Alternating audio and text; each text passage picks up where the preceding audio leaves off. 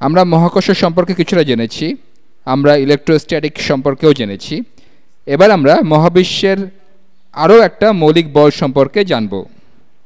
মহাকর্ষের পর এটাই আমাদের কাছে সবচেয়ে পরিচিত, এটা হলো ম্যাগনেটিজম বা চৌম্বকত্ব।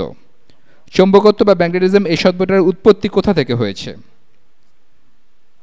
আমি ইতিহাসবিদ নই, তবে আমার মনে হয় কয়েকটা সভ্যতার মানুষ লোডস্টোন আবিষ্কার করেছিল, যেটা চুম্বকত্ব ছিল। কোনো বস্তু যেটা একই রকম বস্তুকে অর্থাৎ অন্য চুম্বককে আকর্ষণ করে, বা ধাতব পদার্থ যেমন লোহাকে বা লৌহ জাতীয় পদার্থকে আকর্ষণ করে, তাকে লোডস্টোন বলে, যেটা সম্ভবত একটা পশ্চিমা শব্দ। আর এটাকে ম্যাগনেট বলা হয় তার কারণ এই নামকরণটা হয়েছে লোডস্টোনের নাম অনুসারে, যেটা গ্রিসের ম্যাগনেসিয়া প্রদেশের আশেপাশে পাওয়া যেত। সম্ভবত সেখানকার মানুষদের বলা হতো ম্যাগনেটস। এ ব্যাপারে আপনি উইকিপিডিয়াতে আরও ভালোভাবে তথ্য পাবেন। যাই হোক, চলুন জানা যাক ম্যাগনেটিজম কি, চৌম্বকত্ব কি। আমাদের প্রায় প্রত্যেকের এটা সম্পর্কে একটা মোটামুটি ধারণা আছে, কারণ ছোটোবেলায় আমরা চুম্বক নিয়ে খেলেছি এবং আমরা কম্পাস ব্যবহার করেছি। কিন্তু প্রকৃতপক্ষে এই বিষয়টা একটু গভীর। আমি মনে করি না আমরা কেউ এটা গাণিতিকভাবে বুঝতে পারি এবং ব্যাখ্যা করতে পারি, এবং বিদ্যুতের সাথে এর সম্পর্কটা দেখতে পারি। আমরা দেখব যে এই ম্যাগনেটিক ফোর্স আর ইলেকট্রোস্ট্যাটিক ফোর্স আসলে একই জিনিস, শুধুমাত্র দুটো ভিন্ন দৃষ্টিকোণ হতে একে দেখা হয়েছে। আমি জানি আপনার কাছে ব্যাপারটা কিছুটা জটিল লাগছে, কিন্তু আমাদের আদর্শ নিউটনীয় পৃথিবীতে আমরা এদের দুটো ভিন্ন ফোর্স হিসেবে দেখাবো। আমরা চুম্বকের ব্যাপারে জানি ঠিক যেমন আমরা জানি মহাকর্ষের ব্যাপারে। ঠিক মহাকর্ষ যেমন কিছুটা রহস্যময়, চুম্বকত্বও কিছুটা রহস্যময়। চলুন আমরা কিছু ব্যবহারিক জ্ঞান নেই চুম্বক সম্পর্কে। ঠিক কিভাবে আমরা একে ব্যবহার করতে পারি? আমরা তো সবাই চুম্বকের সাথে পরিচিত। আমি একটা চুম্বক আঁকি। আমি হলুদ চাই না, এভাবেও চাই না। তো এটা একটা ম্যাগনেট বা চুম্বক। আমরা জানি একটা চুম্বকে দুটো মেরু থাকে, একদিকে উত্তর মেরু আর বিপরীত দিকে হলো দক্ষিণ মেরু।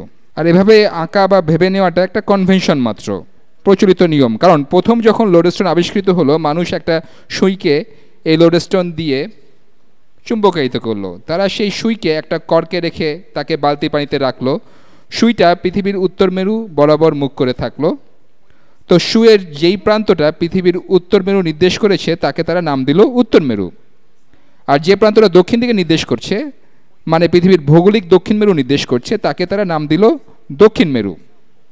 আমরা অন্যভাবে বলতে পারি, যদি আপনার কাছে একটা চুম্বক থাকে, চুম্বকের যে দিকটা বা যে পাশটা, মানে চুম্বকটাকে মুক্ত ও ঘর্ষণহীনভাবে নড়তে দিলে ভৌগোলিক উত্তর দিক বরাবর থাকবে, তা হলো উত্তর, আর অপর পাশটা দক্ষিণ মেরু। ধরে নিচ্ছি এটা হচ্ছে আমাদের পৃথিবী, আর আমরা বলি পৃথিবীর উপরের দিকটা উত্তর মেরু, আর এটা হলো উত্তর মেরু, আর এটা হলো দক্ষিণ মেরু।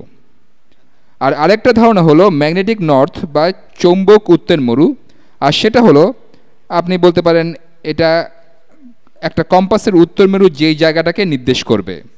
কিন্তু চুম্বকের উত্তর মেরু আসলে পৃথিবীর উত্তর মেরু থেকে কিছুটা দূরে থাকে। এটা হয় পৃথিবীর ভেতর কিছু ঘূর্ণায়মান তরল ও অন্যান্য কিছু জটিল ক্রিয়া প্রতিক্রিয়ার কারণে। সাধারণভাবে ধরে নেওয়া যায় চুম্বকের উত্তর মেরু হলো উত্তর কানাডার দিকে কোনো একটা জায়গায়, তাহলে চুম্বকের উত্তর মেরু এখানে হতে পারে।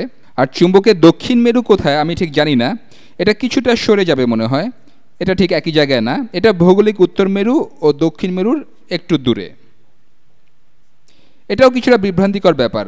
চুম্বকের উত্তর মেরু হলো সেই ভৌগোলিক স্থান যেদিকে চুম্বকের উত্তর মেরু নির্দেশ করে।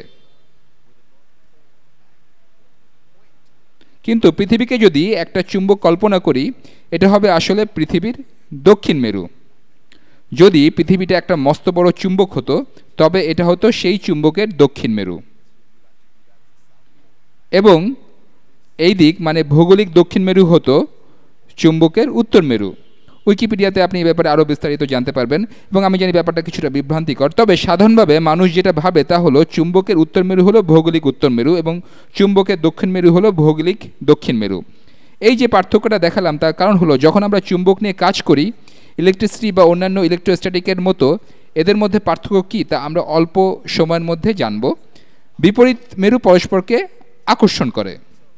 আমাদের চুম্বকের এই উত্তর মেরু যদি পৃথিবীর উত্তর মেরু দ্বারা আকর্ষিত হয়, সেক্ষেত্রে পৃথিবীর উত্তর মেরু হবে অবশ্যই ভূচুম্বকের দক্ষিণ মেরু।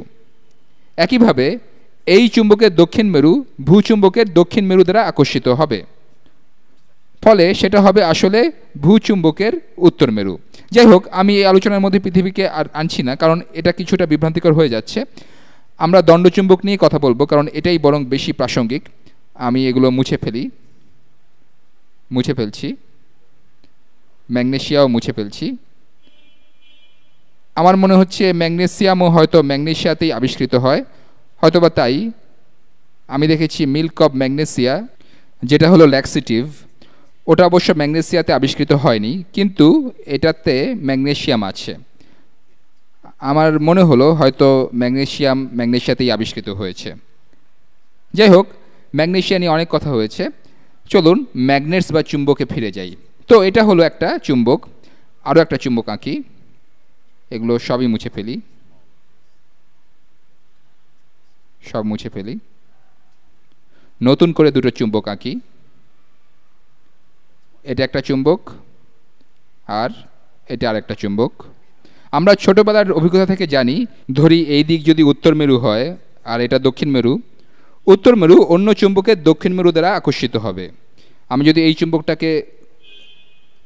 এই চুম্বকটাকে আবার উল্টো দিকে ঘুরিয়ে দেই, তবে এটা বিকর্ষিত হবে। দুইটা চুম্বকের উত্তর মেরু পরস্পরকে বিকর্ষণ করবে।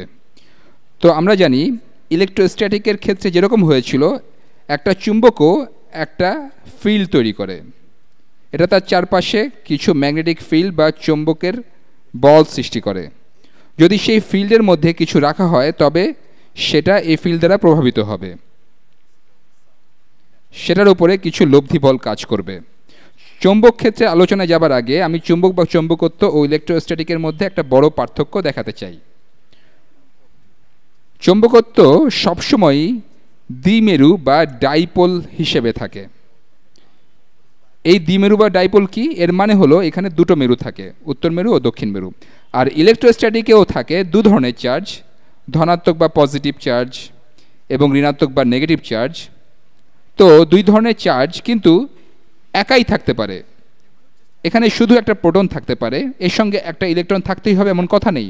এই প্রোটনই একটা ধনাত্মক বা পজিটিভ ইলেকট্রোস্ট্যাটিক ফিল্ড তৈরি করতে পারবে। সেখানে পজিটিভ পয়েন্ট চার্জ রাখলে তা বিকশিত হবে। তো এখানে সবসময় নেগেটিভ চার্জ থাকার প্রয়োজন নাই।